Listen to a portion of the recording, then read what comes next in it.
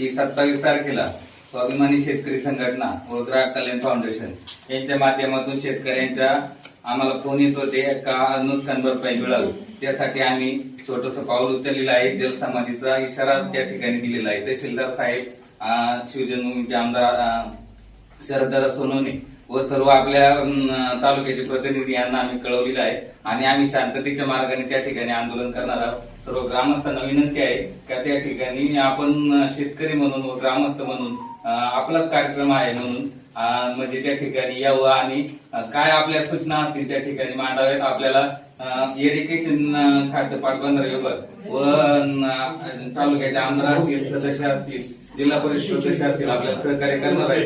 ते त्या ठिकाणी म्हणजे निश्चितपणे आपल्याला नुकसान भरपाई मिळावी. आताच पंकज भाऊने सांगितलं, वसंतराव वराडे साहेबांचं देखील आपण त्या ठिकाणी मार्गदर्शन निश्चितपणे घेणार आहोत. वसंतराव वराडे साहेबांना देखील आपण त्या ठिकाणी मंत्रालयात काय काय आपल्याला त्या ठिकाणी शेतकऱ्यांना देता येईल. अनेक शेतकऱ्यांच्या शेतजमीन त्या ठिकाणी गेलेल्या आहेत आणि त्यासाठीच आमचा छोटासा प्रयत्न आहे. आपला गावचा शेतकरी, आपल्या गावचा सुपुत्र म्हणून अण्णा असतील, मी असत, सचिन भाऊ बरोबर फोन झाले, पंकज भाऊ बरोबर फोन झाले, चेअरमन साहेब गावडे पाटील बरोबर फोन झाले आणि त्यामुळं तुम्ही सगळ्यांनी सहकार्य करावं अशी मी विनंती करतो. धन्यवाद. स्वाभिमानी शेतकरी संघटना आणि ग्राहक कल्याण फाउंडेशनच्या वतीने ज्या नदीकाठच्या जमिनी गेल्या त्याबद्दल दिनांक 27/7/2026 रोजी जलसमाधी आंदोलन या पुलावरती आपल्या बिना तेरीच्या होणार आहे.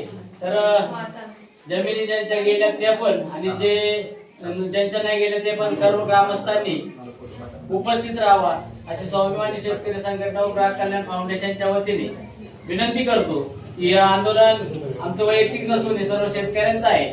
भविष्य काळामध्ये त्याचा सर्व शेतकऱ्यांना इथून तर वडसपासून तर जिथपर्यंत ज्यांच्या जमिनी गेल्या त्यांना सुद्धा फायदा होईल. हा आमचा वैयक्तिक कुठला फायदा नसून हा समाजाचा फायदा आहे. सामाजिक काम आम्ही करतोय, त्याला पाठिंबा तुम्ही नक्की द्याल. ग्रामस्थ म्हणून अशी विनंती करतो सर्वांनी उपस्थित राहावा आणि स्पीकरवर डिक्लेअर करा उद्या हे असं आहे म्हणून सर्वांना विनंती करतो. वैयक्तिक स्वार्थासाठी, शेतकऱ्यांसाठी, त्यामुळे संपूर्ण गाव म्हणून, श्रीराम सोशल फाउंडेशन म्हणून सगळे आम्ही तुमच्याबरोबर आहोत. त्याच्याबद्दल काळजी करून ह्या तुमचं आंदोलन यश येण्यासाठी पंतप्रधा असेल किंवा शरददादा असेल, आमदार तालुका किंवा तहसीलदार असतील यांच्या माध्यमातून हे उद्या आता जे 27 तारखेचं आंदोलन आहे ते निश्चितपणे यशस्वी होईल. त्याची निश्चितपणे बोलले त्याच्या संदर्भात त्याचा पाठपुरावा करून ते निश्चितपणे यशस्वी होईल, त्याची आपण काळजी घेऊ.